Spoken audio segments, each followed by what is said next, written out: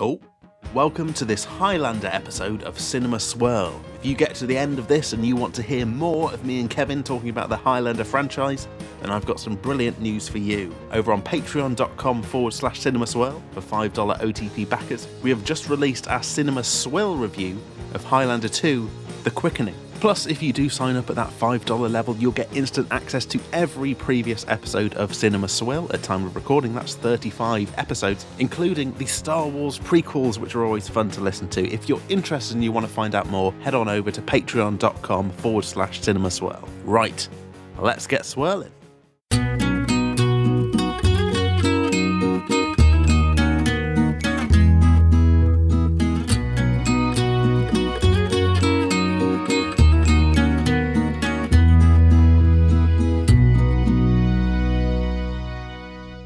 Cinema Swirl! Sure, look, all you still left to eat on his plate. It's episode number 88, coming to you from the overstocked buffet of Hollywood, California, dipping our heads underneath the sneeze guards to lick and sneeze on all these fabulous Hollywood salads, I mean movies. Hello everyone, it's me, your old pal, Cowboy Crouton Kevin Mann, joined as I am by my saucy side salad, Sam Chaplin. Hello, it's episode 88. It's great to be here with my matey mate. I'm excited. We're sorted for the 8 rhymes is what we're basically saying here. Belt and braces, we got plenty to go for the new year. Little peek behind the magician's curtain. When Kevin comes up with these rhymes, I'm also in the background kind of thinking of my own ones, imagining an alternate kind of reverse swirl situation where I have to come up with them. And that's the best I could do. Whereas Kevin knocked it out of the fucking park, as he always does. As he often does. As he often does, thank you. The man who edits the episode with the much needed caveat there, as he often does. I'm sure there is a horrible alternate timeline where there's only like 2 or 3 episodes of Cinema Swirl and one of them's behind a paywall and it's all, the rest of it's all reverse swirl and everyone's like, it should be the other way around.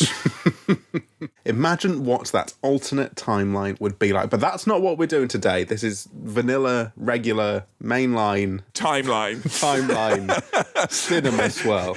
And it don't get much more. We're in the normal timeline than January of a brand new year. Yes, Happy New Year. Happy New Year to you. You're well for the new year, Sam. Yes, I feel quite good for the new year. I'm excited for a new year. New year. I think 2021 will have a lot in store for us, and I'm very excited to leave that other year in the dust, if you don't mind me saying. Yeah, death to 2020. You know, that is a show, but also I didn't like it. I didn't like it all. Death to 2020 or the year itself. But hey, we've got a very special treat in store today because we are doing one of my all-time favorites. This is such a classic. I actually, speaking of that very dirty year, I think I watched this twice in lockdown already. Wow, okay. I'm ripped up and raring to go to give another whack at Highlander. I'm so excited. And a little further peek behind the magician's curtain, Sam relayed to me earlier that this may be the Cinema Swirl episode where he knows the least ever about the movie in question. I can't think of another episode where I knew as little as I know about this. Now, this came about because someone on our Patreon, over at patreon.com/Cinema Swirl, suggested we do Highlander/Highlander 2. You were extremely excited about this, and I was like, yeah, let's do it. And then, not long after that, I realised it's not Braveheart. So, you made a mistake there. Well, something came in where I was like, oh, yeah, all right. And I was, oh, no, this is a different thing.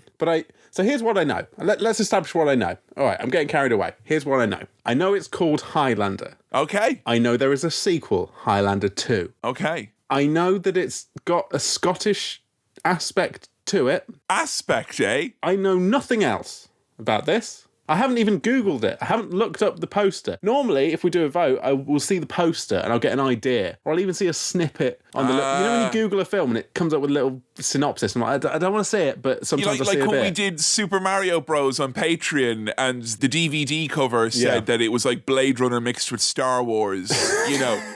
And I gave you a little idea of what you were getting into, obviously. Yeah. But I don't know when this is from. When? I don't know when. Where it's from? Like, is it a Scottish movie? Don't tell me, but Look, you and I are well versed in the great country of Scotland. Well, we've been up there. We've performed there. You know, Yeah. we visited. I lived there for a period of time. Yes. I lived there for like a year thereabouts. My brother lived there for like 3 or 4 years. He lives there now. He lives in one part and I lives in another part. So like I've always had a soft spot for Scotland. So I was going to ask you, given your Scottish familiarity, had you heard the Highlander? Like you would know, right? If they if they made it in Scotland or it was a Scottish thing, you'd have heard, right? Did you hear? I've got Scottish blood in me. What? So you would feel that maybe I should know about this. But again, nothing. I don't want to bring it up again, but like I know Braveheart. I know of Braveheart. You're really hanging on to that Braveheart like it's going to say, look, if Braveheart couldn't save Scotland, he can't fucking save you, can he? And I've seen Train Spotting. Yeah? So you think there's kind of like a Scottish line and one extreme is Train Spotting and the other is Braveheart. Where in that line does Highlander fit for you, Sam? In the Scottish cinematic universe? Yeah, in the SCU. It's CU. Genuinely, I don't know. I don't know what. Right, I don't know what Highlander is. What is a Highlander? Like, if someone was described as being like, "Oh, you see over there, that's a Highlander." What would that envision? What would it conjure up? I thought that just meant someone of Scotland. You know, someone in the high land. Even in a low-lying valley. Yeah. You've been out to the bumpy bits of Scotland. No, my dad has. I've not ventured past Edinburgh. I'm a piece of shit. I've not been like... Yeah, you have actually been to Scotland is what you're saying then, according to certain people. I've been to the English city of Edinburgh. JK. But my experience of being in Scotland is not that. Oh, so the Scottish Highlands, so they're the bumpy bits at the top. That's like, right, okay. Yeah, no, I do know that. Okay. I do know that, but I didn't think that. So we're dealing with a bumpy customer then. A bumpy customer. Something in my heart tells me there's a sword in this. A sword? I imagine someone's holding a sword. But then again, I think I'm just thinking of Braveheart. And I think Braveheart probably had a sword. If you were to guess, was this ye olden times, modern times, out of time? Again, guess olden times. Olden times. I'm guessing a kind of olden times war adventure thing. That's my guess. Olden time war adventure thing. Are you thinking that this is based on historical fact? Maybe, yeah. Or known Scottish myth? It wouldn't be... When you said known Scottish myth, I was just thinking the Loch Ness Monster. And I'm like, could this be an almost, Godzilla type situation, but up in the Highlands? You're clutching there now. You're reaching and clutching at the same time. Here, answer this, which is related to a popular phrase from the movie. How many can there be? One. One? Only one. Only one. There can be only one. There can sounds be right, only one. It? That sounds right. Is that something you've heard, or does it just sound right It to you? sounds right, because if you come to me with a phrase that's like, how many can there be? And it's a thing from a film. No film is like, there can be only 4 or 5 max. Like, no. Sorry, we did the Passion of the Christ. There can be only the Father, the Son, and the Holy Spirit, and his apostles and angels in heaven. Apart from that, where there's a neat trio and some mates, I think there is one. I reckon there's one Highlander. Okay. The Highlander. The Highlander. I don't even know if this is this is Highlander. The Highlander? Yeah, in Highlander, is there a the Highlander? Is what we're trying to find out now. I mean, there must be a central character who I would imagine would be Highlander. Are you expecting any Scottish actors of note to show up in this movie? Maybe. Yeah. Yeah, like Robert Carlyle or anyone. Robert Carlyle, Alan Cumming. Yeah. He's in loads of stuff. Yeah. We've watched Le Fil de Masque over on Patreon. Son of the Mask. Robbie Coltrane. No, I don't... I'm not going to tell you whether or not you're I don't right, want to know. But Robbie Coltrane in Highlander is the best casting ever. I'm not telling you if they did it or not, but that is the best casting ever. Also, there's loads of Scottish actors that I'm skimming over in my mind because I'm overwhelmed by thinking about what this could possibly be. And you don't know what a Highlander does, You don't know, other than you're guessing it's possibly historical. Yeah. Set in Scotland. Yeah. Possibly with Scottish actors. I'm scared this is one of those things where my lack of knowledge of history is embarrassing and makes me seem a fool. But Right, I kind of turn a blind eye. Yeah. I turn a blind eye like 9% of the time about the fact that no one in England knows anything about Ireland. yeah. Because it is admittedly a bit much for you all to figure out sometimes. Yeah. You know, but you all should. The fact that you don't know about Scotland now is really jarring me. You're not even that far where you That's are from connected Scotland. to the top of us, isn't it? Yes. Yeah. At least Ireland is technically, physically separate. How seriously do you think the people of Scotland take the movie Highlander? They don't take Braveheart seriously, so probably not much. So you thinking this might be a little bit of Hollywood hogwash, perhaps? This could be like a Hollywood film that's like, Scotland, and, but really groundskeeper willies it up. Oh, I see. You're thinking this Yeah. might be a crude interpretation of our Scottish friends. Possibly? I don't know. A kilt will be worn. Okay. Is it sporran, the bag, and a Sporran. sword. I think that's the little bag Sword. with the kilt. Okay. So you were basically expecting Shortbread. a shortbread. You're expecting Shortbread. a Scottish Highlander with a sword. And that is what Sam has gleaned from the title of the movie. Highlander. It took us some time to get here, but you may have just cracked that nut there. I don't think I want to go any further lest you Okay. spoil things for Yeah, yourself. no. I'm happy to not know anything about it. I feel like I can't say anything now because if I give anything away, it's going to like fill in that 0.001% knowledge that you have. What we could do is when we come back for the post swirl, we can get a bit of your background on how you, because I want to know like why this is your favourite and what your experience of it is. But I feel like most of that might give things away. Yes, that's probably the safest bet in that sense. Yeah, that's fair because even if what I say it doesn't give stuff away, that may in itself give stuff away. There might be some context clues. Right, look, I feel that you have all the tools necessary to go and watch this movie. The Okay. one tool that's My lacking eyes. right now It is is. a big bag of mail.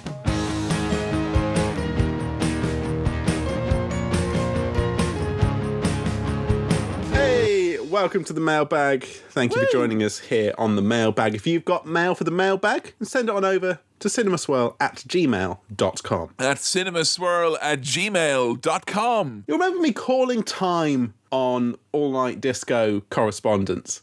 However, Oh, have we gotten a new... I thought it was a new year, new anecdote, but there's a few drops left in this one still. there's one little letter left on the floor, and I thought it would be a shame to throw it directly in the bin. It would be a shame not to direct the 1,000 or so of you who usually listen to other episodes of Cinema Swirl but gave Dirty Dancing a wide berth.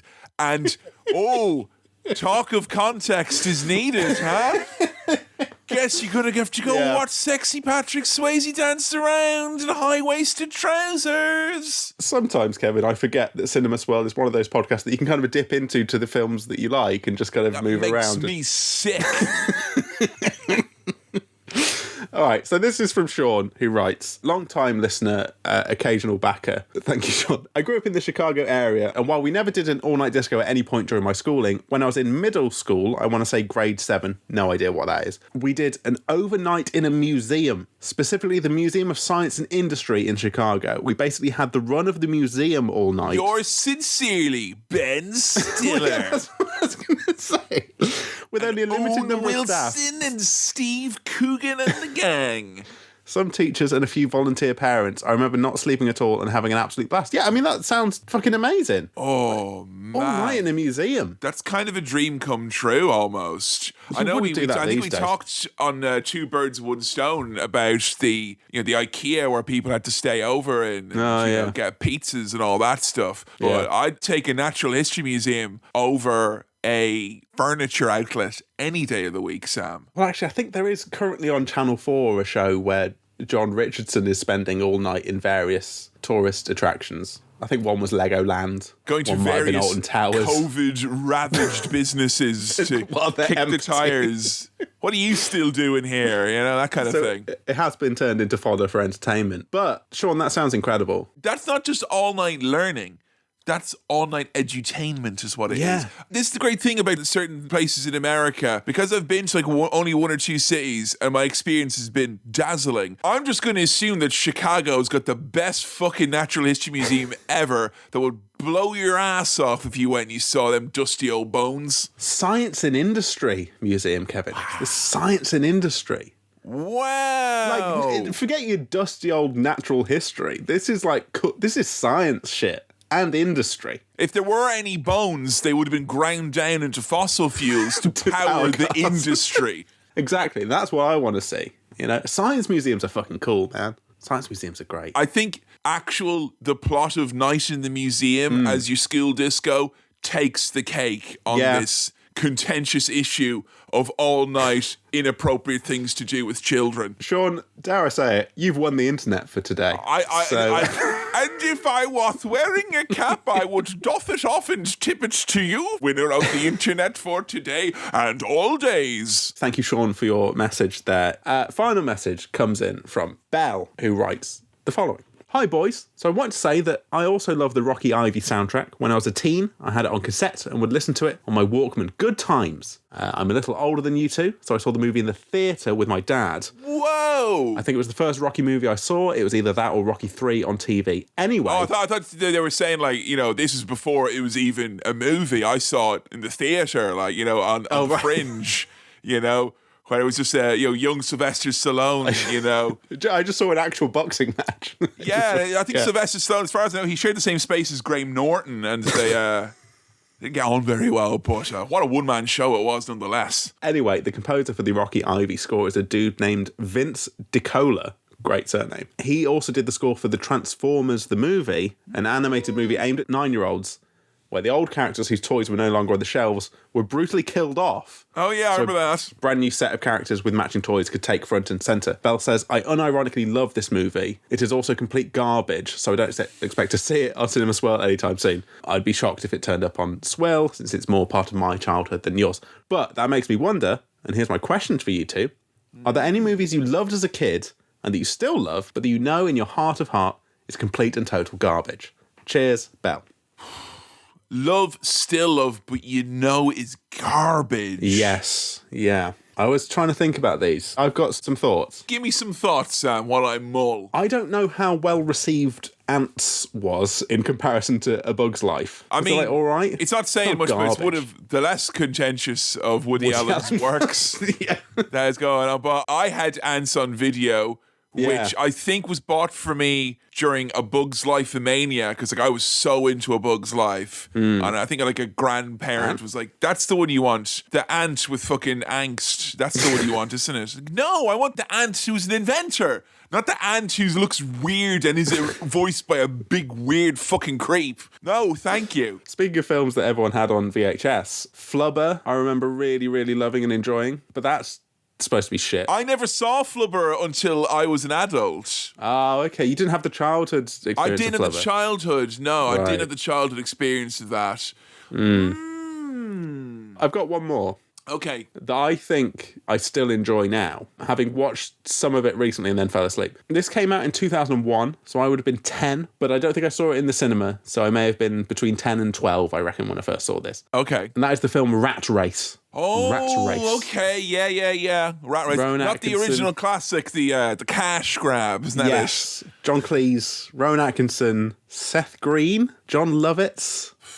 it? Stellar cast. There's some amazing people in it. And I watched it recently, realised how inappropriate for children some of it is, and still had a fun time, and then fell asleep. So I may have missed some contentious stuff, but I remember fucking loving that as a kid and thinking that was amazing. Just the idea of all people going to, an amazing rat race. That is a fabulous setup for a movie. I feel like that's one of those movies that they should, like, instead of remaking, like, beloved franchises every 5 years, remake Keep remaking Rat concepts Race. like that. Just give me new people in the same concept over and over and over.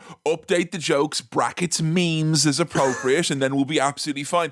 Sam, it's a little bit of a minefield, this one, because I feel like there's a lot of movies that are springing to mind, but if I call them garbage, people are like, there are people who like genuinely get fucking worked up and upset by stuff like that, because like there's a lot of like, come on now, we can all admit that the Sam Raimi Spider-Man movies are like, they're garbage. Like, they're great, and I love them as a kid, and I rewatched them a lot as an adult, and I love them as an adult, but not because they're great and I love Spider-Man. I love them as an adult because they're like awkward and strange and like really, when you think about it, not the type of movie that was you would expect for the big Hollywood Spider-Man. And that's kind of like what I like it for a lot of different reasons now. And those are probably the superhero movies I've watched the most. Yeah. Even though, like, when I was a kid and they were bringing out Spider-Man, like, oh my God, I'd watch the Spider-Man animated series religiously. You know, I read the comics, which I didn't do with Batman, which I was also a big fan of. So, yeah, I was as obsessed can be. And when they delayed Spider-Man 1 because terrorists tore down those iconic towers on September the 11th and they had to re-edit it, I was so mad. I was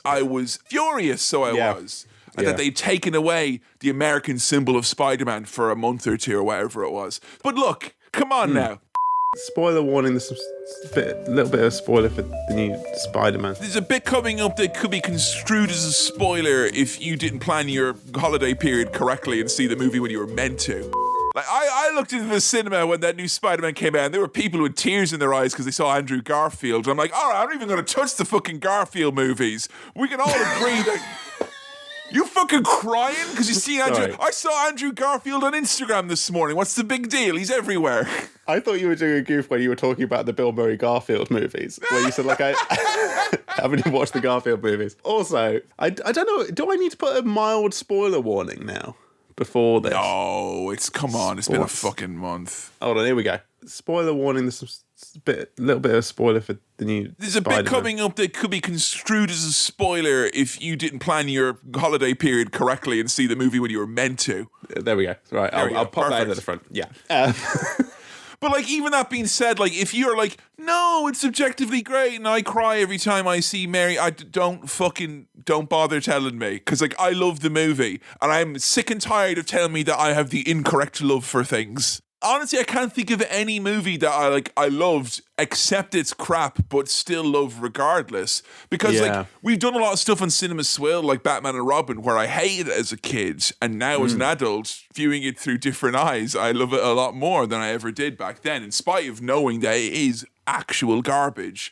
So yeah, it's got to be the Spider-Mans for me. Nice. I think for both your child self and your adult self to feel the same way about something is a surprisingly tricky thing to get right. You know? Yeah, and it's happened like a couple of times on Swill, but not as often as you would have assumed. So thank you very much, Belle, for your question, and thank you everyone for sending in your messages to cinemaswirl@gmail.com. That's cinemaswirl@gmail.com. Well, look, don't know who's in it, don't know when it came out, don't know what happens. Scottish. And are you excited? I am excited because it's a real. You know, I feel like this is a real blind bag situation. You know, I feel like I'm going to unwrap something and not know what I'm going to get. You know, a real lol surprise. You gave my old bag a rustle there, but you weren't able to determine what was inside. Don't tell me Russell is in this.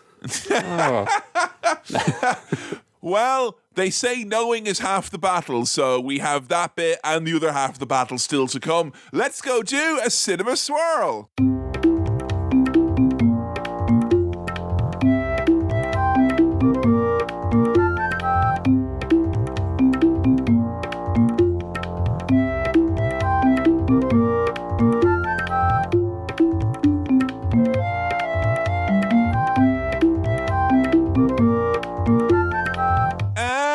We're back. Sam, initial gut reactions to Highlander. Keep in mind, you can only have one.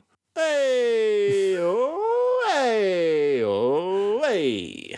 That sounds like you were on a roller coaster. Ups It was a little bit of a roller coaster. You know what? I enjoyed how surprised I was by so much of this fucking film. I mean, if ever there was a movie to know none of the details of and to go in, and baby, there are details. I mean, the entire Highlander franchise could be just described as a curious mix of details. But you had a good time? Yeah, I did. I did have a good time with this. I can see why you like it. Why do I like it? It's... Well, don't say it's one of them. Don't say it is one of them. It is one of them that you like. Well, actually, we did mention before. I want to touch on what your experiences of this are, because you said it was one of your favourites. You've watched it during this the last couple of years. Mm-hmm. What's your deal with Highlander? What's your fucking deal, mate, with Highlander? It was just one of those movies that, like, I think it was my brother's friends had it on, video or whatever back in the day, or it may have even been DVD, I'm not sure. But I was a youngish teen, and this happened a couple of times where I was being showed a movie where it was like under the label of it being absolute gold, in inverted commas, ergo, Right, like it's total shite, and we would have a big laugh at watching lots of crappy movies. But I found myself like really just unironically loving it. Yeah. Quite quickly, but it was something I kind of kept to myself a little bit because I was one of those awful teenagers who thought that, saying you liked Queen or ABBA or objectively good things was like somehow an admission of being an idiot. So like I kind of held it under my hat, but then in university, it was one of those movies that would come out, like Highlander is a weird, heady mix of strange as hell fantasy, strange as hell sci-fi, and what could best be described generously as a liberal interpretation of Scottish lore. I think that's a pretty fair summation of this. I'm here for it. And as the years have went on, and I've, how many times have we talked about like music recently on this pod? And it feels like one of the last episodes was Rocky IV, and I feel like I'm going to be trumpeting some fucking chunky synth and some incredible numbers throughout this one. Yeah. It's honest, I could watch this movie with my eyes closed and still have a very good time, I think. Yeah, I reckon so. Now, I was delighted by how much I didn't know about this going in. I'm so happy I had a pretty much entirely spoiler-free... Like, if we consider posters and trailers and any foreknowledge to be spoilers, this was, like, probably one of the most purely unspoiled experiences of a film that I've had. How about that you were, like, in a void, basically? Is that what you're saying? I was pretty much in a void up until I went to Netflix to watch it and I saw Sean Connery's big fucking face looking at me and I was like, oh, okay, Sean Connery's in it. Like, they gave the game away there. To get to it, it gave the game away to me. And then... I remembered something about Sean Connery that I'd seen before that I assumed was in this film, but it's not in this film. Wearing his little gear. Oh, you thought we were going to see when Sean Connery was Borat. Now that was a different time. It was no one realized, that Sacha Baron Cohen was actually an elaborate disguise that Sean Connery was wearing.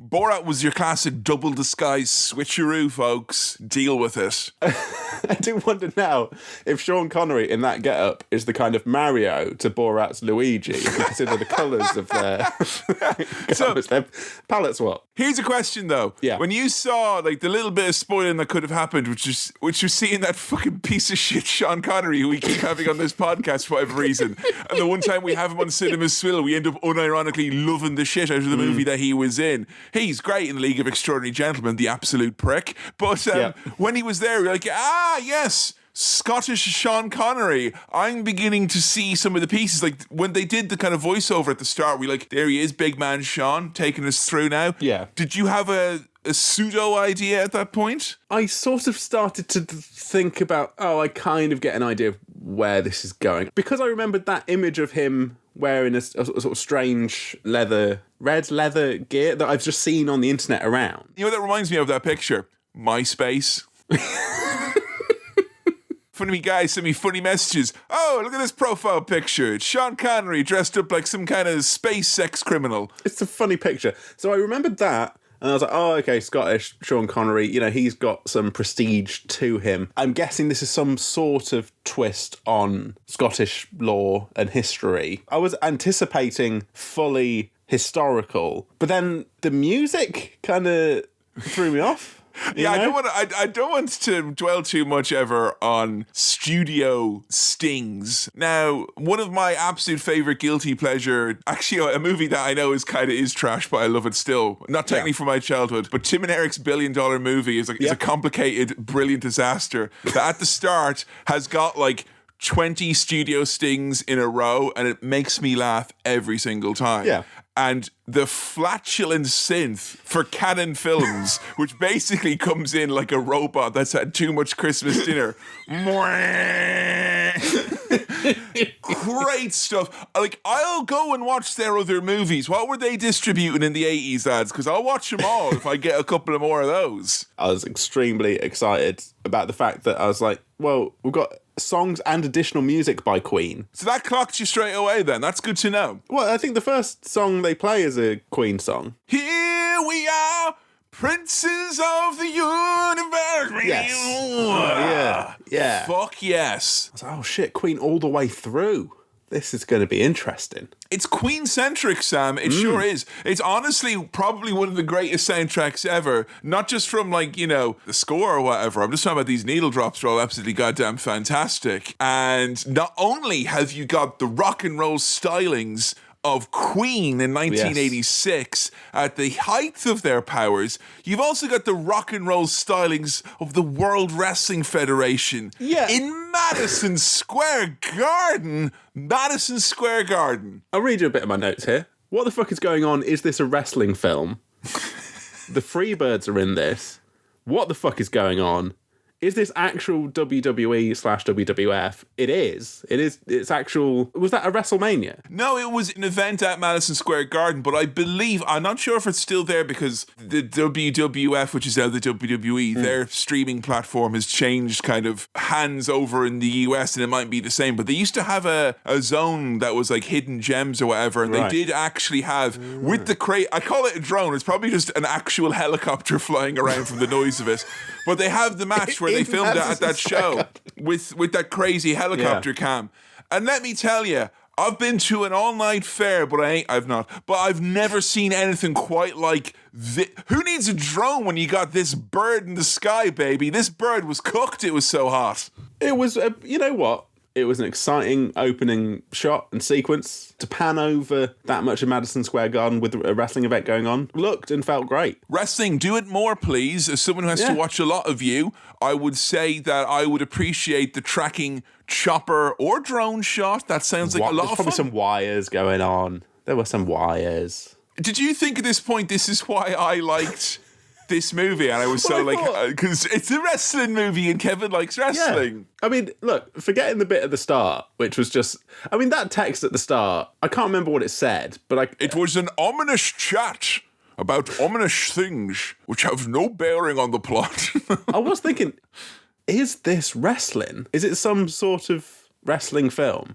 It's not, but we do pan on to Connor McLeod. Looking really sinister and miserable, sitting there watching the wrestling, having a bad time at the wrestling. Here's a wrestling joke for any of you who wants one. He looks like Rowdy Roddy Piper contemplating another retirement.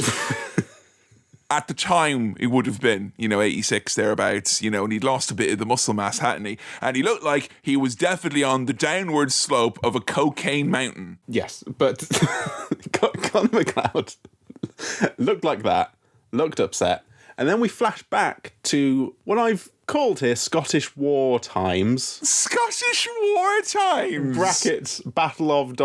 Scotland. Sam, it's obviously the Age of Empires. Come on, duh! Side note as well, because they just walk around going, McLeod! Or should I say, McLeod! McLeod! It's so bad, all the accents, but I want you to settle it once and for all now. Sure. Is it McLeod? Yeah. As in, there's a lovely cloud in the sky. Oh, look at McLeod, yeah. Or turn down that fast takeaway music. It's a bit McLeod for me. Oh, right. McLeod or McLeod. Yeah, exactly. Yeah. McLeod. Like, is the chairman of the World Wrestling Federation called Vince McMahon or Vince McAhan? Or Vince McCain. In my head, it forms as McCloud, as in nice fluffy thing in the sky. But it might be McLeod. I'm not sure how it's spelled. I've not checked, but I'm going to say McLeod. McLeod. I'm feeling McLeod. So we go back to sort of Scottish War Times, and I thought, this is an interesting. Don't call it Scottish War Time. Scottish War Time sounds like a special clock they have during a terrorist incident or something like that. We're all switching to Scottish War Time now. Okay, synchronize your watches with Nicola Sturgeon on the count of 3. Okay, 2, and here we go.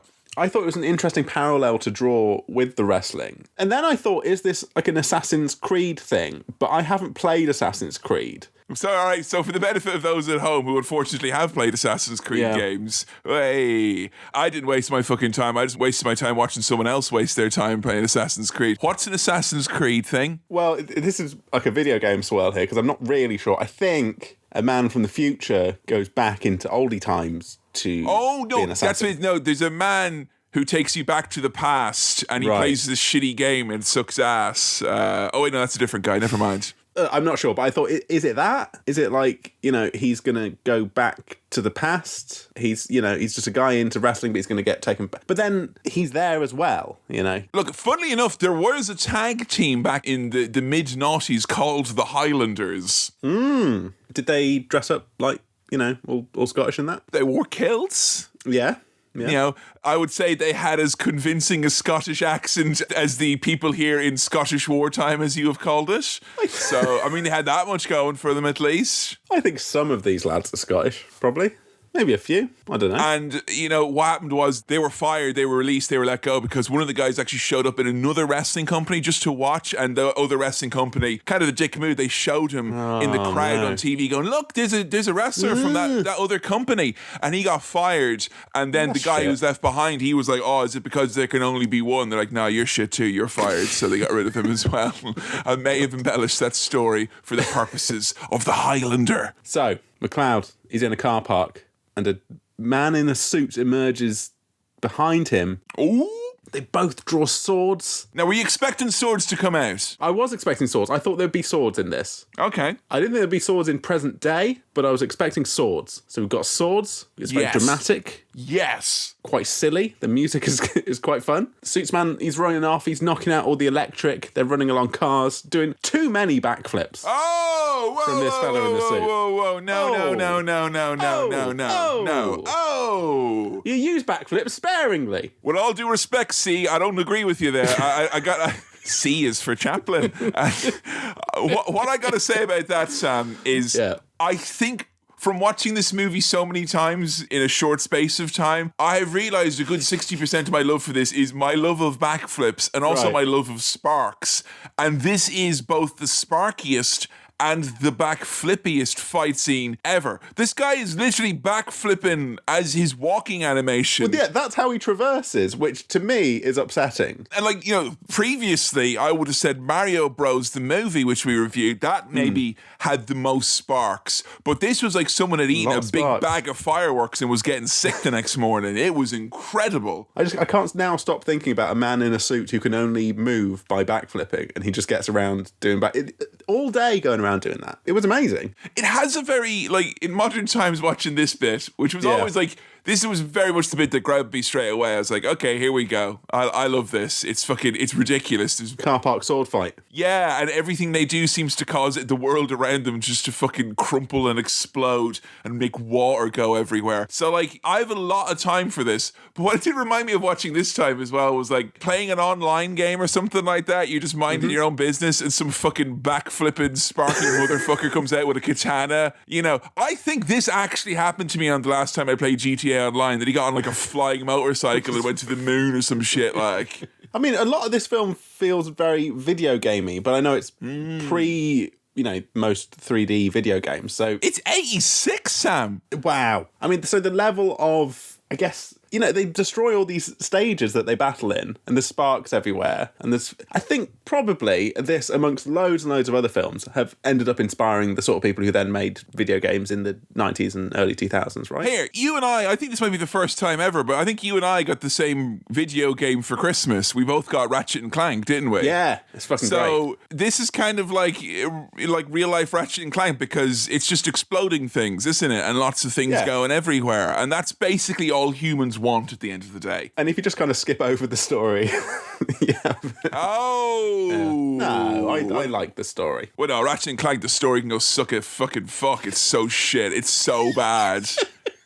Hey, guess what I did? I just imagined that they made Ratchet be voiced by Chris Pratt and Clank be voiced by Tom Holland. What? And that was what it was. And I skipped it all out of spite. But it looks good, doesn't it? Well, I mean, of course. He's obviously a Mario, isn't he? You see that. I see in him the same hunger that would take the heart of Bob Hoskins. So, back in the Madison Square Garden car park, McLeod chops off this suit guy's fucking head. Amazing. Oh my God, his head goes. Did you see it? You know what? Despite how much of it you've seen in video games and movies and things like that, there's something about someone's head getting lopped off that really just, you go, it always gets you. Or it always gets me, at least. See, the Saudi Arabian government are listening now and they're like, see, the guy gets it. It's impactful. It makes a statement. It has a real impact. But then this guy's body gets sort of magically, electrically moved away, floats. Oh, I love that hand-drawn blue lightning shite that you get in the 80s on film. I love it. Very Terminator, isn't it? Oh, yes, and very Star Wars as well. Yeah. It's very of the time. And what basically this happens is it makes all the cars in the car park fail their NCTs. So... You know, and there's been stories of the Fabulous Freebirds were a baddie tag team. They were heels, Sam. So people would wait for them in the car park, and then they would chop someone's head off and destroy all the cars so they know they should never come back to this territory again. And then a big bright light would shine on one of their faces, and they'd kind of do a kind of Jesus pose thing, and they'd go, wah! Yeah, really quite low energy screams from this fella here. Did you recognise the actor who played him? I don't think I know Christopher Lambert. Christopher Lambert. Do I know why I'm doing him in more. We saw him in Mortal. We did do Mortal Kombat, right? We did do Mortal Kombat. All right, I didn't watch that like an idiot for no reason. Like, this will be fun. It was. We did it on Swill. So look, he didn't stick with me enough for me to be like, oh yeah, it's this guy. And you reckon to his? I mean, there's two voices, so I mean, we're going back now in time. You know what? I don't think Scottish wartime is correct because I'm not sure if Scotland was ever like this. So I've given it a new name, which is Scotland. It's this kind of like kitschy make-believe. Like, if Westworld had a Scottish option, it'd be this, wouldn't it? You know? Scotworld. Vaguely ye old Scotland, kind of. I mean, when I lived in Scotland, it was like Westworld because I'm like, I'm going to go over there and eat deep-fried black pudding and do the worst things inside my psyche and no one's ever going to know. One of the things that doesn't feel authentic is that one Scottish lad says, I peed my kilt. Peed. He says peed. I don't think anyone in Scotland says peed. Do they? No, you pish. You pissed. You pish. You put a H on that, you know? The way I view it is if they take the time and energy in Scotland to write it phonetically in like books and Twitter and all that jazz, then we are obliged to say it that way, I guess. Right. Pished. Pished my kilt. But no, an English guy saying pished my kilt though in a half-hearted accent, that's a borderline hate crime, Sam. So I'd ask you to retract those remarks. These lads get away with it because they're all Yanks and they don't know any better. Yeah. That's why they say things like, Macala Awad! Macala Awad! Come here, my fellow Scottish man! So there's a big battle going on. Well, you know what, Kevin? It's a proper clash of clans, which brings us to today's sponsor. There's no sponsor. No! Sorry. So no one's fighting Conor McLeod. It's our main guy. Because a lad from the other clan has said he wants to kill him for himself. Or, well, that's what I thought then, but it's not that. And so he gets absolutely stabbed to fuck, does Connor. And another lad, who I think now is the main baddie still, says that there can be only one. Now we know how many there can be. Well, I'll tell you what, there isn't only one of instances of that quote. Because if you didn't hear it the first time, you will hear it another few times, yeah. There's other versions of it, like, you know, you can say, there's just the one. Or stop it now, there's only the one, sure. You can do those versions of it. Yeah. A couple of stray observations here. Yeah, sure. As they were walking through the village and they were being given heather by their betrothed. Yes. There was just one burning crucifix in the background. It was just there. What's that? I don't know. Are you telling me the clan is on top of everything of culturally appropriated from the Scottish people of 1536? Could have done. I don't know. Ridiculous. I mean, these guys are clans, but they're not. I don't think they're that kind of clan, you know? Did you recognise who the baddie was? Big Kurgan, he was called. Another wrestling name as well. There you go. Got a lot of wrestling in this movie. Is there a Kurgan wrestler? There was a Kurgan wrestler. I mean, wrestler is a generous term to give him, but he would have said that on his paperwork. Character. Within wrestling. He was a bigger than life I did recognise that guy. Who is he? It's Clancy Brown, Sam. Oh, is it? Wait, what do we know Clancy Brown from? Well, I mean, I know Clancy Brown from all sorts. I mean, he's. Because I'll tell you what, he was in Lost, and now that all makes sense. He wasn't Lost. Yeah. Well, if that's what you know him from, that's fine. I think he was in Lost. Yeah, he was in Lost. Yeah, it seems like the type of thing that you do. You know, kind of lower tier type of work. No, come on. The younger Clancy Brown. That does make sense now, and now I recognise him. I don't know if my impression was really bad, but he's also the voice of Mr. Krabs from SpongeBob. I don't know if you knew that. I'm not a SpongeBob guy. I've never for fuck's sake, you've not seen SpongeBob. I've not seen any SpongeBob, mate. Upside of it, if you only want to watch the good stuff, it's only like probably 2 hours worth in total. So there you go. So you can just get through all of good SpongeBob. There you go. Yeah. There's a Cinema Swirl episode coming to you. All of the good SpongeBob and not a second more. Time wasting went on here. So back into the present day, Connor's driving away from Madison Square Garden. And you know what? Again, talking about video game shit, there's a great third-person over-the-head perspective shot from the back of the car of him driving away, which I really liked. And he gets properly arrested. Fully properly arrested, which means that they wave their gun in your face and they're really horrible. Like not a polite arrest, and a full-on, full-fat... I was going to say full-fat British arresting, but there was something intrinsically American about this in its own right. And according to his ID, his name is Mr. Nash. Mr. We've seen him in the Nash. past. More Mr. like McLeod. Mr. Pasht, as what they call it in Scotland when you go back in time. And then we cut back to the past for a second, and Connor looks like he's definitely dead or dying. But then back we are in the future, and a woman, Brenda in the future, she's investigating this. She's a forensic detective, Sam. What a cool thing to be in 86. Is she also a sword expert? Or is she brought in because she's a sword expert? Because it's 1986 and CSI hasn't infiltrated the zeitgeist yet, I think the generous appraisal of what you do as a forensic detective or a forensic scientist is you're a top boffin cop. So you have to know all the nerd book shit that the rest of them don't know because they're too busy with the goddamn donuts and handguns. There was a word that came up a few times in this as the proper name for like sword person or sword expert. But What, not metallurgist? Well, I was going to say metallurgular. Metallurgular. It set off my metallurgular alarm. Oh, a metal burger, though. Ooh, very nice. But anyway, the sword that she's found at the crime scene is extremely posh, extremely high value High sword. end. That's worth $1 million. Boy, what a load of smackerinos. That sword has got a high price for a sword. And this is then preceded by one of my favorite scenes in the movie, which is... this interrogation. Nash's interrogation. You talk funny, Nash. I'm from lots of places. I mean, that's a good way of getting around the fact that this fella, Christopher Lambert, can't really do any of the accents. Get out of my mind, Jean-Claude Van Damme! With this arm, I control you. That's funny, man, to say, like, you talk funny where you're from, lots of different places. That's funny. And it is ultimately true. So it explains the bad accent. The only thing funnier than that is his exquisite explanation and theory as to how a headless man ended up in the car park of MSG, which was a depressed wrestling fan cut his own head off. That's like something you say as a toddler. Oh, cut your own head off. And you say it, you've like no trousers on, you walk out of the room shitting yourself or something. What? Because the Freebird's lost. I'll cut your head off.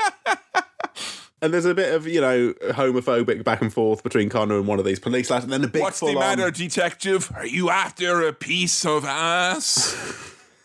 It's a big full-on fight, actual big fight. Yeah, he just, fights his way up, and then they're like, hey, you can't be doing that. And he's like, well, am I under arrest? And they're like, no. So he just leaves. He's all right. Yeah, it was great. You know what? What he has is the confidence of a man who's lived for centuries, and he knows the ins and outs of the legal system. So he knows the first punch you throw on a cop in New York is free, and they can't do anything about that. You're always getting a free hit. Just remember that, everyone at home. You get one go. And the unions have gotten together, and they've striked against it, but it's still in there. It's one of the rules. I'm sorry, I don't make them. Free hit. You got the free hit. Yeah. Hey, guess who's also in the present? It's the Kurgster, and he's in New York City. And one thing he loves more than his rock and roll lifestyle, which facilitates the staples he has, or the drawing pins he has all around his neck. Yep. He loves rock and roll music. Sure, he'd listen to it all night if he had his way. He hears on the radio someone talking about this case and the decapitation and, you know,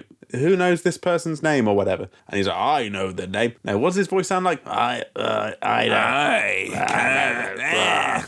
And then he hears that on the radio and then puts in a tape of fucking sick Queen songs. Yeah, baby. Drives around listening to some fucking cool rock music. That's basically, the man has invented playlists. I never saw anyone do that before then, and I saw a lot of people do it since, if you know what I'm saying. Now, there's something that I kind of aspire to, and we see it here, and I think we've seen it in a few more movies here. We think we saw it on Blues Brothers, definitely. But there seems to be a culture that existed in New York and Chicago and great American cities throughout the 80s and 70s that you can be a crazy old spinster sat in a chair doing whatever the fuck you want. You could be doing any old shite and it's somehow tolerated, and you've no stake in the business and you don't seem to be a customer, but you just have the spot.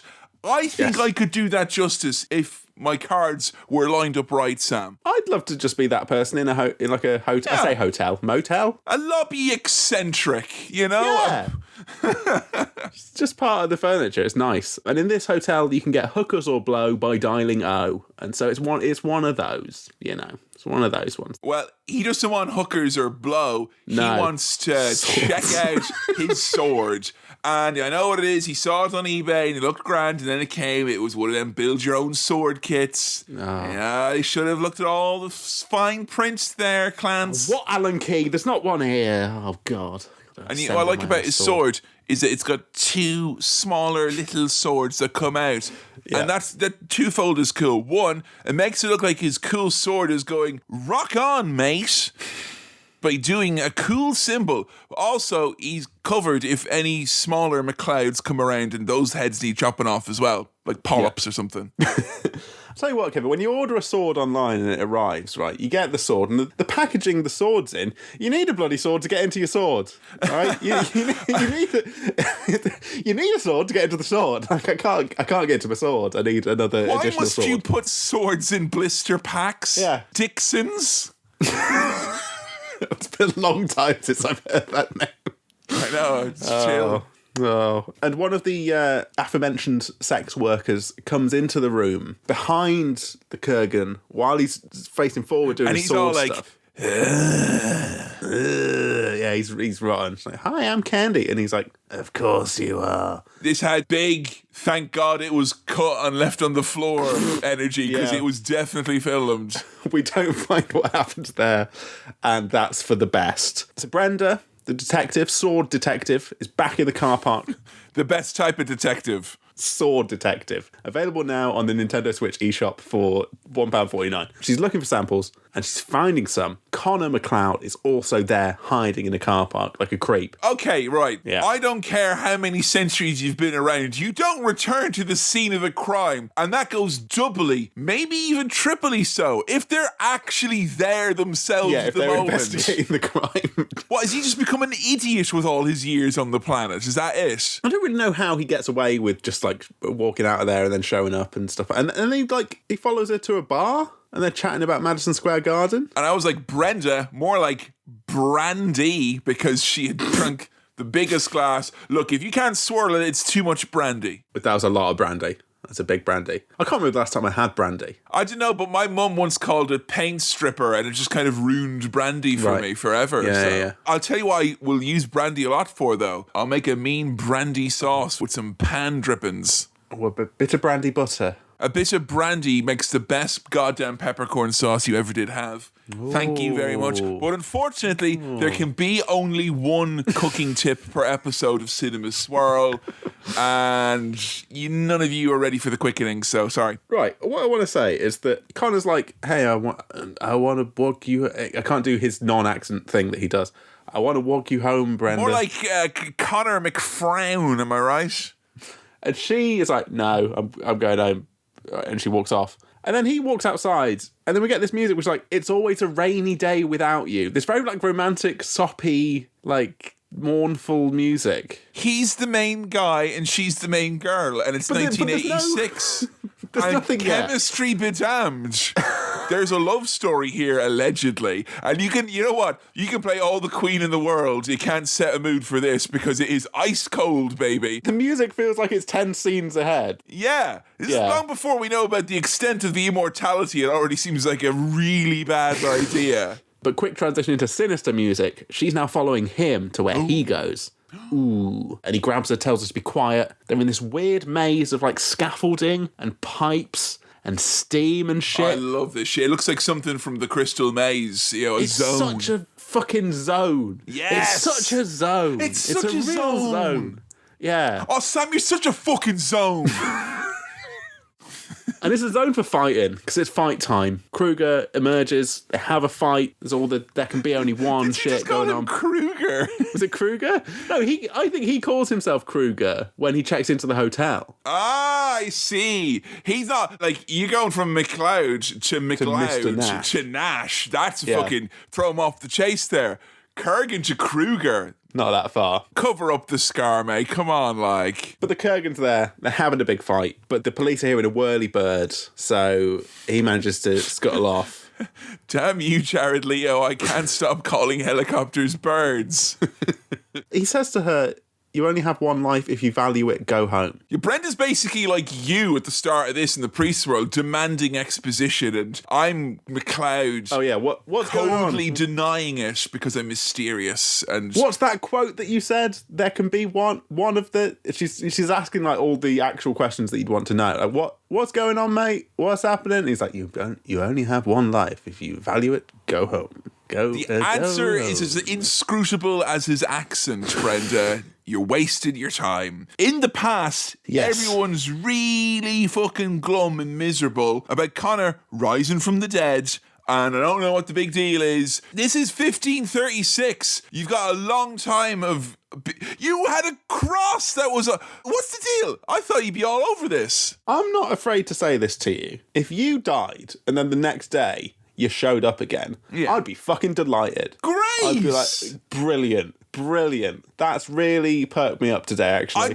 I hate phony people who are like, once you die, they're not going to be delighted when you come back to life. It's so fake, man. That's awesome. Your friend's back. But they're not having it because they think he's in league with Lucifer. Yeah, they think he's the devil. Yeah. And I know what their excuse is, because I'm assuming anyone who's like that these days is because of being on their phones or whatever. But back in 1536, they're just objectively awful people. Yeah, cut to the whole fucking village beating the fuck out of him because he's the devil. And we get the original culture war, which is the 52% who want to banish him and the 48% who want to burn him. I mean, it is horrible. One of his mates is like, look, mate, can you walk? You go, okay, and I'll stop these lot from fully killing you. But he's still all, like, tied up and, like... Can we singe him at least, as opposed to, singe him and shun him, but not burn and banish? You know what I mean? Look, Sam, I'm doing whatever it is to get this McLeod issue over the line for the good people of Scotland in 1536. Yeah, look, I don't want to... I want to remain apolitical on this issue and not say anything either way, all right? Fair enough. Don't wade in. I don't think it's my place to say. Resurrection, it suits him well. He takes to it like a duck to water, Oh, yeah. Like 1 second he's resurrected, 2 minutes later he's having sex with a bonny wee lassie, as they're known. Not a care in his head. Don't you know you're making love to one already dead? That is one thing, though. If I did die and came back from life, I'm not sure about yourself, I'd sing that every single time I had sex after coming back from life. It'd be funny, though. You have to laugh, ladies and gentlemen, when you die and come back. You just have to laugh. You just have to laugh. Otherwise you'll cry. I just want to mention, there's a brief bit where we go back to New York in between those two scenes. Oh, there's a lot of flapping about, isn't there? There's a kind of match cut from Connor's face to the Mona Lisa's face on a wall in New York, and that's how we go back to the future for a bit. And all that seems to happen in the future is he goes to a weird shop/house. There's kind of got an octagon-shaped conversation pit. It looks very comfortable, and he has a sit down. Right, but now he's with his nice new wife in the past. He's all muck and muscle, and I blossom just the way you like it. He does have more of a shit trying to actually be Scottish as opposed to My voice has changed. Like he is in the present. He is more, here now, the bonny wee lass. Come here now, I. Like he's embarrassed. He seems embarrassed. Yeah. And he should be. Yeah. And who arrives but Sean Connery? And I'll tell you what, when I saw that Sean Connery was in this, I didn't expect his character name to be Juan Sanchez Villalobos Ramirez. I didn't see that coming. You were like, finally, some actual fucking Scottish, and he's like, I'm Spanish. No, actually, I'm Egyptian. My name is Rodriguez. I'm a metallurgist, and I make no fucking sense. Didn't see it coming. Did you see my fancy hat? So he was the chief metallurgler to the King of Spain or something, and he's saying, we're the same, we're brothers, we've got the same thing going on. And he could have been a little bit more upfront to be like, look, everyone knows that you're immortal, we want to know more, but instead he's all like, we're the same. Sorry, I wrote that we're ashamed. He said we're the same. Sean Connery should be ashamed. We're the shame. Even dead, he should be ashamed. Right, yes. We're brothers. B-A-L-A-N-C-E. Balance. This guy's no Miyagi, though. That's all I'll say. He's not ready for it. He's fallen all over the place. It's a real Mr. Miyagi Karate Kid situation here, though. We get, like, proper training montage. These two don't get along at first. They're calling each other stupid haggis, or you smell like a dung heap, or I'll go and chop your head off. Or trying to drown them, like, you know. Yeah, piece of shit, fuck you. I mean, that's quite fun, though, when, you know... No, it's not. No, it's not, but... I literally fell off a boat in the middle of the ocean. You're not allowed to say it's fun to be thrown off a boat. No. It would be fun if you just sank to the bottom and could breathe and were fine. Like, because it's not... He doesn't...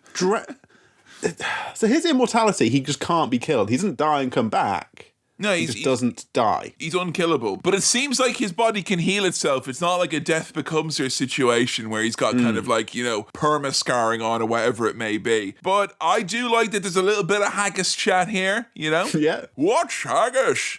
And he doesn't give a very good description of it. No. He said it's mostly oats and It's sheep's tasty, stomach. haggis. I mean, I've there's had a some lot good more, haggis. a lot more going on there. I'll tell you. You know what I love? I love haggis, and I love a vegan or a veggie haggis. Any type of haggis, you give me them spices. Give me the white pepper of haggis. There's a little jacket potato shop just off the Royal Mile. How many times did we eat there? We think we ate there like 9 times in 10 days. It's a veggie shop, and they just do veggie toppings, and they do a veggie haggis, and it's lovely. But you will need some sort of sauce or moisture to add on to it, because the last time I had it, it was a little bit dry. You get a little pot of gravy and you drizzle it over. Yeah. It's lovely. Go. So I That like counts haggis. as a second tip now. That's too many. Sorry, that's my one. Okay. Right. There can only be one per person. Each. Okay? You are safe only on holy lands. None of us will violate that law. There's only a few of these immortal guys left. They will feel an irresistible pull to a faraway land to fight for the prize. There's a prize. We don't know what the prize is, though, do we?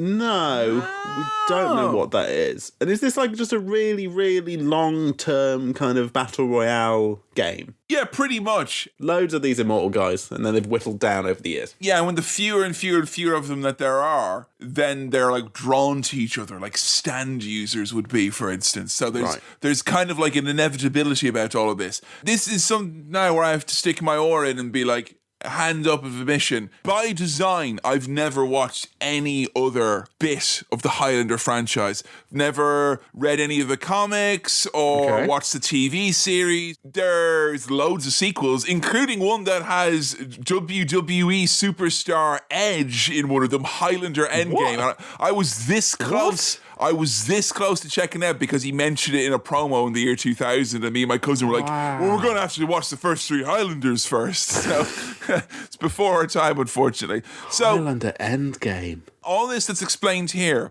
because when I posted a little sneaky shot on my Twitter at Kevin Mann saying, hey, I might be doing a little bit of Highlander for Cinema Swirl, we had loads of people going, oh, shame about the second one, shame about the sequels, shame about all that. And I thought, well, the main thing that they're saying is bad about it is that they basically undo all of this story and all of the thing that everything that's set up here is apparently undone. That's what I've been told today on the Twitter. So I think as an experiment, we should do Highlander 2 for Cinema Swill after this, assuming somewhere along the way you don't get completely put off this franchise. Let's do it. Do Highlander Sounds 2. good. Here's a question for you, Sam. While we're talking about the gathering and all the rules and the quickening, holy ground, as you and I aren't necessarily, I was raised, as discussed in our Passion of the Christ episode, in a Catholic environment. I do not identify as a Catholic anymore, and I would therefore struggle to identify holy ground for myself. Holy ground for yourself? Does it have to be holy? Can it be any holy ground? I mean, I think I see pricks on YouTube all the time eating big sandwiches going, "This is my church." I think they're going, "This is my church, bro." And I'm like, fuck off, it's not. I can't go to a Subway sandwich shop and be like, I'm on a holy ground. You know, technically, for some people, they... Can I have a flexi holy ground so if Clancy Brown comes to get me, I'm like, no, we're in Quiznos. It's holy ground because I love toasty sandwiches. I took that as any place of worship. See, if I went in, though, to a place of worship as a Highlander, knowing that I'm not partial to whatever the religion is, I'd feel like a squatter, basically. Like I was just coming in taking a big dirty dump in their place of worship. What are you doing? Take a dump there. I'm hanging out so someone doesn't chop my head off. And why are your trousers down? I can't explain. It's happening. I think most places of worship, if you came in and said, I'm here to escape being killed, they'd probably be like, oh, all right. You know, they'd be all right with it. They'd be all right with that. Yeah. I mean, I assume Subway and Quiznos and all sandwich shops similarly would be like fine with that. Yeah, they'd be fine. Okay, yeah. Are you going to buy a sandwich, though? Are you going to buy a sandwich? Because otherwise, get out. What, are you going to chop my head off first? Like, because I don't want to have this conversation with you, you know? He's like, don't lose your head. She or she, though, their head, game over. I don't want to ask too many questions about the law and the rules here. Okay. But you know what? It's actually not a bad idea to do that, Sam, because if we're going to watch what is someone has told me is a literal undoing of this movie, then it's probably good to establish what we do know before it is undone. So immortal lads can kill each other, but only through chopping off each other's heads? Yes. Right. And I don't get what the quickening is. That's not the prize. Now, the quickening... That's the kind of electric stuff. The quickening just refers to the energy and like the immortal spirit that you have as a Highlander. So the fact that, you know, you don't get kind of tired as easily. You don't have superpowers necessarily, but, you know, your man doing the backflips, that wasn't just fucking killer cardio. That was an example of the quickening. So I would say that because you only see McLeod fight other Highlanders, you don't really get a sense of his quickening as much. But the quickening just means... You know, because I think Sean Connery goes, "There's just a quickening, way!" And just jumps off somewhere. He just jumps off a rock, and I'm like, "Oh, okay, cool." But no, Sean, though, what is the quickening? Your mother's the quickening, way! You fucking bellend. Oh, and also they can't have kids, these immortal people. Don't really get why not, but they can't. I suppose that rules out the fact that you could then maybe, you know, give birth to a sort of semi-immortal child. I mean, the line would be pretty secure is what you're saying, Sam. Like, you know. Yeah. Don't want no dodgy immortals pumping out kids for eternity. No fucking thanks. No. So that's just... I don't think it's not allowed. I think it's just impossible. That something would about being immortal. Irresponsibly fecund of the... I love that word. What's the definition of that word? Fecund. Fecund, which is a shorthand of fecundity, which is if you're fecund, it means producing or capable of producing an abundance of offspring. Oh, but these guys are basically non-fecundable tokens, right? They pretty can't... much, yeah. Like, okay. They can do something as a token or whatever, but it ain't gonna make no kids. It is cataclysmically unfecund. Lack of fecundity all around. McLeod has to leave his new wife, I think. Sean Connery has a sword from 593 BC. And you know what I like as well? I like Sean Connery saying, pendejo. Because he's Spanish, isn't he? Yeah, in a way. The Kurgan, we hear that he's the strongest of all the immortals. If he wins a prize, mortal men will suffer an eternity of darkness. In the end, there can be only one. In the end, mate, only one. Only one, and this is kind of emphasised as well because Kurgan ruins dinner. Oh, what a prick. What a prick. And I kind of feel like, all right, he didn't know what was being told in that room beforehand, but like it's almost as if he wanted to make the worst possible first impression here on the gang as a whole, you know? He fucks everything up. Fucked it right up, goes to fight Sean Connery. They have a fight in the most amazing castle ever. Yes. You give a child a toy of this, every step causes a part of it to explode. It's like it was built with the building blocks of all the furniture in GoldenEye on the N64. Everything is extremely combustible, and I love it. And you know what? If all of those rocks that build up this castle feel like cushions when they fall off, you know, they're all so bouncy and light. It's very, again, another fucking zone. Another zone. This is a good zone for a fight. It's a good, like, stage, arena. I feel like you should be able to go to a place with an exploding castle like this, and it's all bouncy material, so it's absolutely fine. When they're up there fighting at the end on top of the ruined bit of castle with all the lightning and energy going around and all the sparks inexplicably coming out of stone. Oh, well, no, if you scrape a sword on some stone, you'll get some sparks, They're not chainsaws, Sam, for Christ's sake. you'll get some sparks. I tell you what, though, it's a big album cover energy. Like, you're in 10 shots of this, you could have that, you know. Big album cover, or like something to have a felt painting on over the electric fireplace when your brother comes round. I mean, forget the soundtrack. This film visually has a whole Iron Maiden discography in it, just through screenshots alone. You could just, you know, it's very, very heavy metal. And wouldn't you know it, even though he's usually the coolest of customers, Ramirez brackets Sean Connery, he only loses his hat. Oh, no, sorry, he loses his head. His head. Yeah, his head chopped off. Oh, shit. Oh, yeah. Not before he's done a little Bond quip, because he sliced the throat of the Kurgan, and the Kurgan's like, blah, blah, blah, blah, and he's like, my cut has improved your voice. And then his fucking head gets lopped. He does a little goof, and then he's done. Would you like your last words to be a quip?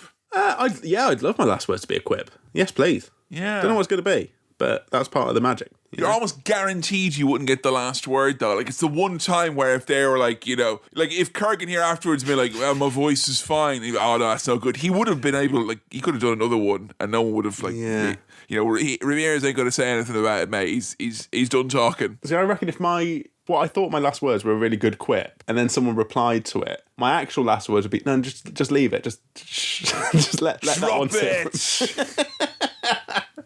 I'd love my last words to be drop it. Drop it. Then that's how I'd like to be. Another thing for the funeral list here. Drop me from the wall. Like the wall, yeah. And whatever the different parts of my body land in, give it to a charity. Yeah, like a celebrity edition of the wall. As a dead man in several pieces, I wouldn't want the money, actually. I'd rather go to charity. They've absolutely destroyed this castle, by the way. It's crumbling to fucking bits. Yeah, you know what? Anytime I go around Ireland, there's all these, like, ruins of castles left over from back in the day. I'm just assuming some Highlanders fucking have at it on a rowdy Saturday night. So when Sean Connery gets, tonight you will sleep in hell, there can be only one, head lopped off, I was like, well... because I remember that fucking image of Sean Connery, that fucking MySpace image of Sean Connery dressed as Borat. Yeah. I was like, well, wink and a nod at myself watching this film. I was like, well, that won't be the last we've seen of Sean, though, will it? Oh, you thought he was coming back? I thought he's coming back later on. In way less clothing. I thought, we'll see him come back later on. That's not the last we've seen. It is the last we've seen of Sean Connery. You literally thought that image of Sean Connery was his final form, and I love that. Yeah. It's got a final form look about it. He's got like a laser gun in it, hasn't he? Well, I thought we might go to the future or something. I don't know. I thought he was going to come back. The whole time I was like, just waiting for Sean to come back now. Around the corner at some point. We cut back to the future where Brenda is basically like just sick of it at this point. She's like, look, what's going on? I need to know what's happening here. There's people being beheaded in this city. I don't know what the fuck your deal is. There's something relating you to the crime. You know all about these swords, but you don't sell swords. And everything about you seems really shady. And he asks her out on a fucking date. Madman.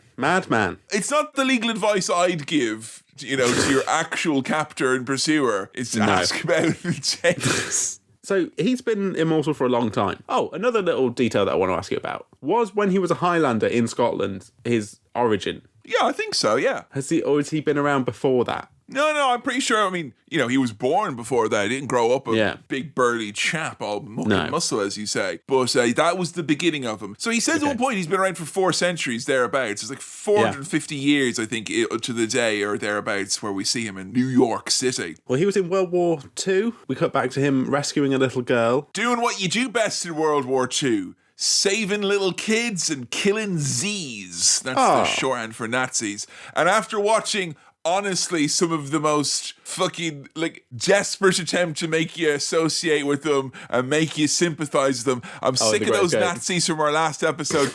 This is a Nazi guy who's like, stick him up. I'm a Nazi, see? Where? A real baddie Nazi, proper decked out, all in black. Yeah.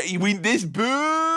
You fucking I Nazi. was throwing popcorn at the screen when this bastard showed up, and he got guns down with relish. Lovely. Off he goes. And so this little girl is now the older woman who's working in a... secretary and manager, yeah. Yes, in the kind of sword shop, antiques shop thing that he works at. They've got a kind of mutual relationship where they're looking after each other because he saved her and he's immortal, so needs a kind of alibi for existing. And Connor and Brenda have their little date. Yeah. I mean, he's just mooching around her house, basically. It's not much of a date. No. And she's hidden a tape recorder, a gun around her place. It's got a real point-and-click adventure vibe. He's kind of finding all these little details around the room. And the only way you can actually solve the puzzle is you have to interact with the glass of whiskey and click the brewed option. Because, he's been purposely obtuse, like a point-and-click game here. But he realises quite quickly, with his 450 years on everyone, that he's been tailed. Yes. But she's saying she's just excited about this sword. How fascinating it is in terms of its historical timing and what it means for history. I think it's fascinating, Sam. Headless victims in New York City strewn around. Maybe so many headless horsemen of their day, to use an analogy of sorts. And tell you what, it's really sad when we get the who wants to live forever? Me. Bit. Oh, me. Do you want to live forever? Forever? Forever? If I have an exit clause, No, you don't, though. Yeah, but I mean, your exit clause, the thing about being a Highlander is that if it's genuinely not the life for you, I'm sure we can find someone who'd make your head depart from your shoulders. Well, yeah. Can Highlanders kill themselves? They could just, I suppose you could just lop your own head off. Your head, yeah.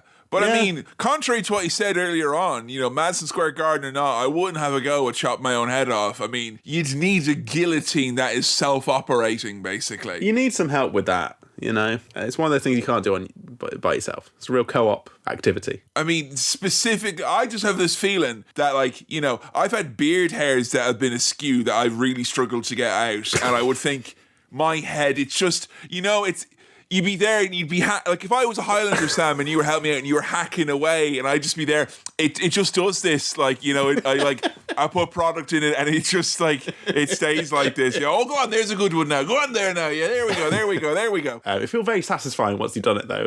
When you get it cut. I mean, I have something to say on that later. That's all I'll say. But I'll nod an agreement for now. But this Who Wants to Live Forever bit. Where me.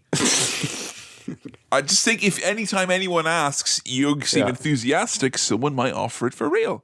Well, there's this bit where, the song's playing, Who Wants to Live Forever? And Connor and his wife, I thought you were going to do it again. Connor and his wife, they're having a lovely life together, but then he lives forever and he doesn't age, so this is in the past, his wife gets old. Well, she doesn't get old, she just gets some terrible old lady makeup. I was going to say, it's so hard to live so long, you see your partner become a stage makeup enthusiast. And it's a shame that he's lived long enough for things to be in HD, because now we can actually see how bad that makeup is. And she dies of old age, and it's sad. He's had a sad life, and you can imagine any other partners he's had or friends he's had. You have to see them all die. Yeah, Ramirez was telling him earlier. It's don't be having any wives. It's just going to make you sad. It's not worth the bother. My theory is the first few partners who die, it's going to really suck. Awful stuff. But then after 3 and 4, and then 5 and 6, and a few ones after that, I think those ones wouldn't count, and you kind of get used to it at that point, wouldn't you? I mean, Sam, it's a steep curve. I'm not going to lie, but you would get used to it. You're going to live forever. I suppose, if your span of life is hundreds of years rather than years, these things are going to seem less significant and heartbreaking after a while. After a while. You know what? If anyone was going to offer me immortality, I'm not sure now. Well, who wants to live forever? So Back to the Future. Back to the Future in Central Park, baby. Castigar. Yeah, Connor's meeting his pal. Hey, Just meeting his friend. friends. And he's like, you want to have a party? He's like, do you have a party? Remember the last time we had a party? And they look up and it goes... Ooh, it goes all wobbly. And we go back to Fancy Pants Trouser Time, a.k.a. Curse of Monkey Island era, where men with curly hair weren't confined to the benches of the judiciary. They were fops at garden parties as well. And my question to you, Sam, is Blackadder a Highlander? No. Oh, wait a minute. It was a trick question. Captain Darling was actually a Highlander, so... No, but then he looks the same in all the things, doesn't he? I mean, I know it's a family connection, but that could be an alibi. Get on Reddit with that. You know, you're mixed up now because Rowan Atkinson is a Highlander, which is why he survives all those high-speed motor carriage crashes. And he's been doing it for 450 years. Back in his time, which was hundreds of years ago, you could go as fast as you wanted. Not anymore. Can't adjust, you know? Now, there's some groups of characters that I always like when they turn up in a film. Examples being Top Army Brass. Yes! But another one, a less seen one, is Posh Fops. Oh, you know, yeah. Fops? People who would be like, hey!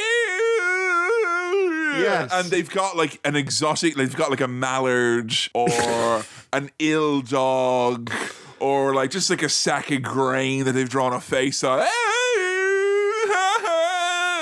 And it's a good bit of comedy that makes me sick. They get into a duel, Connor keeps getting stabbed, but he keeps not dying, and so he's like, oh no, come on, just do it again. And it's funny stuff. It's a funny scene, but if you play that last song over this bit where he's been shot and stabbed over and over again, who wants to live forever? It must hurt him. It's gotta suck, like, to keep getting stabbed. But he seems drunk at that point, so he's kind of like having fun with it. He's not bothered by it. And he can't die of alcohol poisoning, so he can get really drunk. Yeah, okay, yeah, he here can we go now.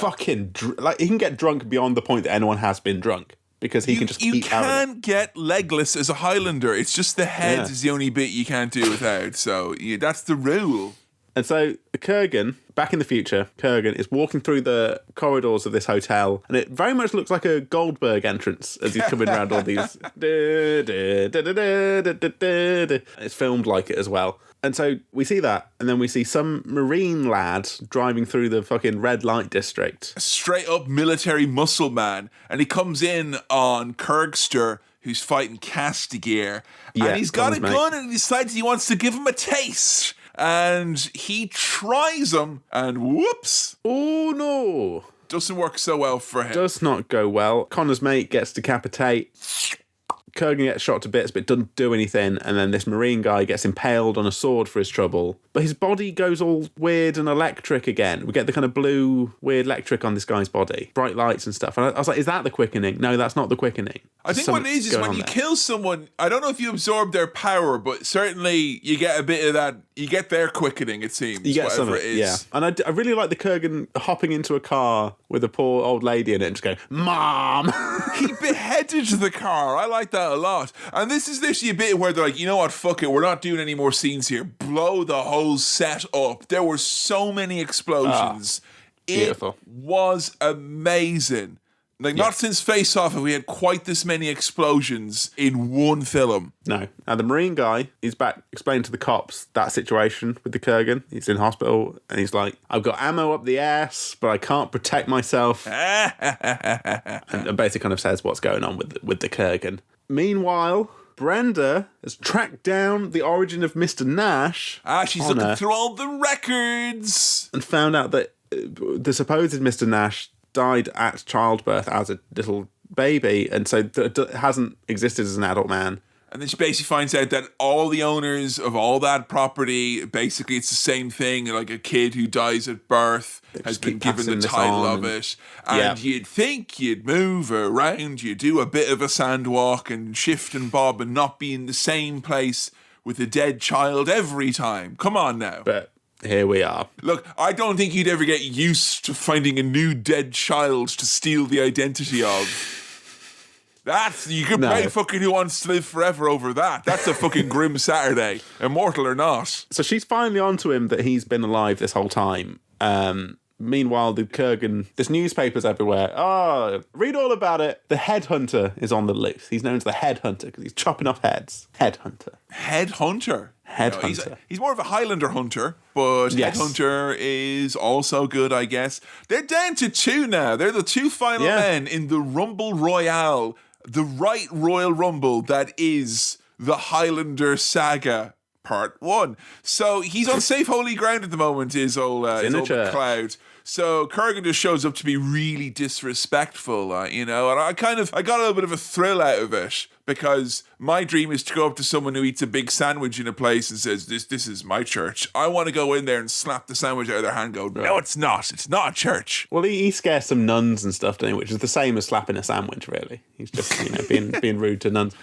Now, Kurgan, they're talking about Ramirez, Sean Connery, and he's being a bastard and saying, I took his head and raped his woman. Oh, and he also has shaved his head as well. I am in disguise. Yeah. There's a picture of him floating about in the press. I knew I could finally do one there in the end. That was all right. And he mentions what he did to Connor's wife, and he's just a real horrible bastard. Ooh, yeah, 450-year-old trauma to be brought up. That's gotta fucking sting. Horrible stuff. And, I want him to die. We all want that guy to die. So there's your stakes, mate. He's a right bastard. He's the last one left, apart from Connor. But they can't fight on this holy ground, so Connor just leaves. And because it's now the last bit of the movie, Brenda is now in love with Connor McLeod. Why? There was no chemistry. Sam, Why? look, there's no other way we're going to get the disproportionately naked sex scene with a whole lot of Lambert ass, if that's what you want. It's there front and center, followed by a hard cut to a lion, which is honestly the funniest thing in the world. The only thing that would have made me laugh more is if that lion then turned into a lion bar being squeezed open and go, like they used to always get me with those ones. They would have had to eat a lion after that. So, look, he tells her who he really is. He kind of forces her to stab him to prove he's immortal. We get Who Wants to Live Forever background strings. We get a little leitmotif of that. Now, look, I can't speak for anyone else, but for me, something about a man dying in front of me but not dying, and also being hundreds of years old, does not normally make me feel all sexy and want to have sex. Call me a prude. Oh, okay. So earlier on, you were saying you'd be happy if I showed up the next day after I died. You'd be okay not with that kind of happy. But if I show up 400 years later, all of a sudden it's weird and unsexy suddenly. Ridiculous. And I'll be like, you're 450, you should know better. It makes me sick. They properly spend the night together. That's a sex scene right there. That's a sexy sex scene. I mean, come on. It's a Christopher Lambert sex scene. Because, honestly, he's basically naked fucking a bed sheet. Like, that's him writhing around there. And then we get a good shot of that lion going, Rear. But after that, it's like, oh, we can't be together because I don't want to get involved with you because, I'm immortal, blah, blah, blah, blah, blah. Off he pops. Well, he should have stuck around instead of popping off because the Kurganator's here and he's B&E'd Brenda's home and taking her on the least joyful of joyrides with the fucking best music ever. Oh my God. Yes. I mean, this is kind of like a car chase, but no one's really chasing him. So we get like car chase music that's fucking great. But he's just driving around being a real rotter. He's just knocking lads off bikes, singing songs. He's driving around chasing the metaphorical dragon, Sam, is what's happening here. Sends a horrible voicemail message to Connor of Brenda screaming. Connor then has to say goodbye to the World War II girl woman. He basically prepares her that he's going to die. I'm going to die, yeah. And he does have his little, I don't know if you got his little Queen reference that he said to her both times. It's a kind of magic. It's a kind of magic. It's a kind of England. It's a kind of England. I thought, come on, lads. He's saying it's a kind of magic, and we've got Queen on the soundtrack. Let's do it. And they don't properly get into it. You get a little bit of you hear sort of rumblings of Freddie.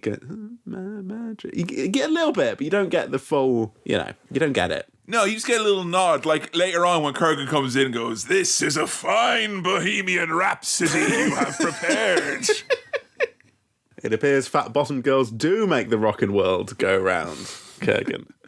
Oh, the best place in the world to have a sword fight Yeah. Even though we all know the sparkiest substance in the world is old Scottish castles, but you might as well fight on a big electrical sign. Wow. What's Silver Cup Studios? It looks cool. Well, whatever it is, it'll be spelled awful different after this.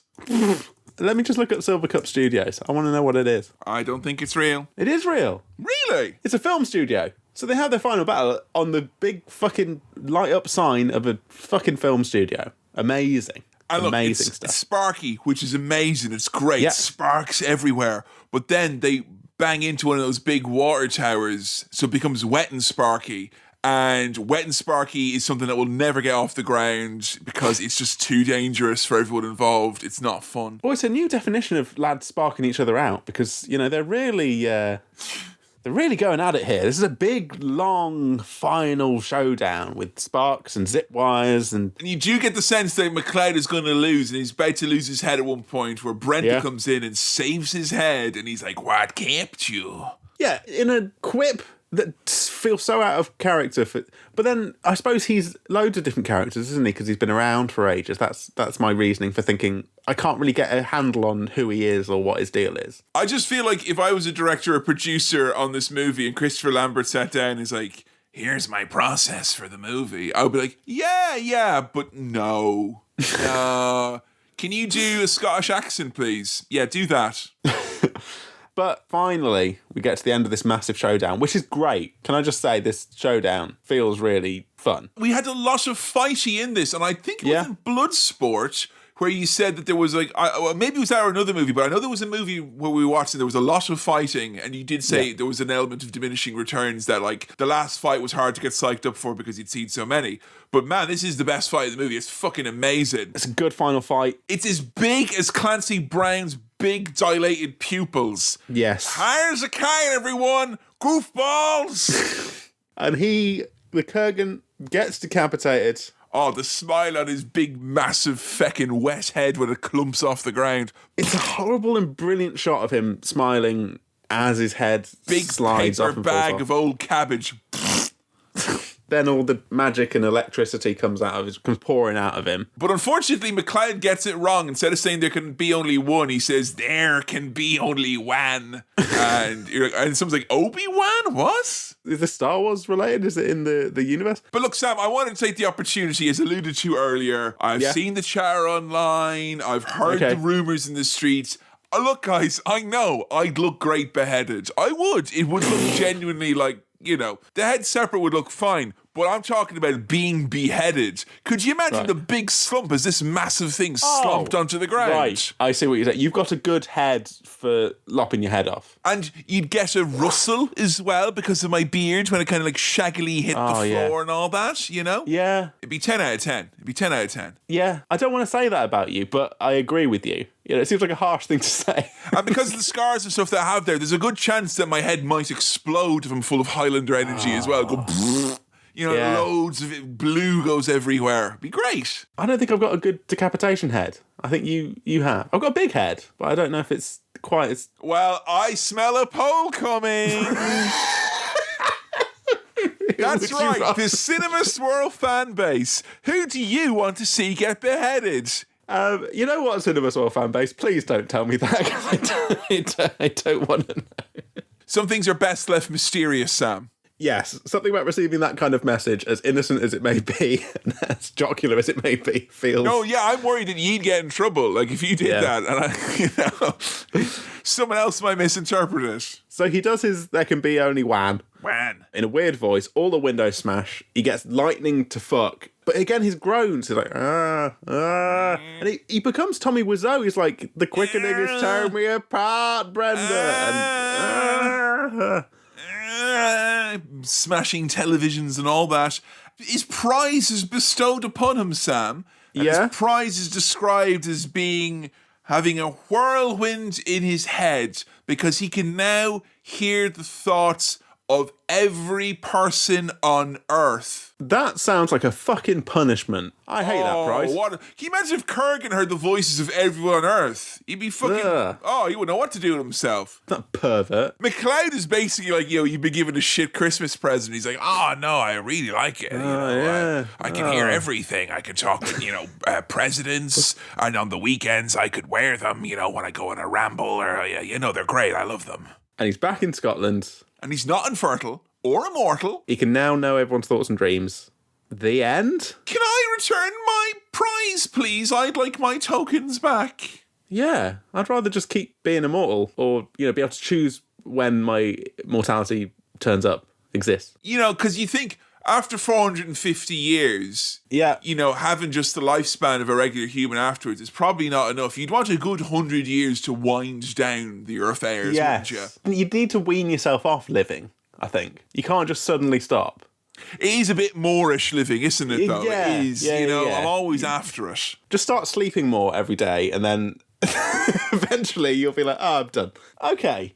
Look, I had a lot of fun with this. Sam, here we are. Yes. The end of the movieverse. It was a fun film. It was a lot of fun. The music was great. The performances were weird.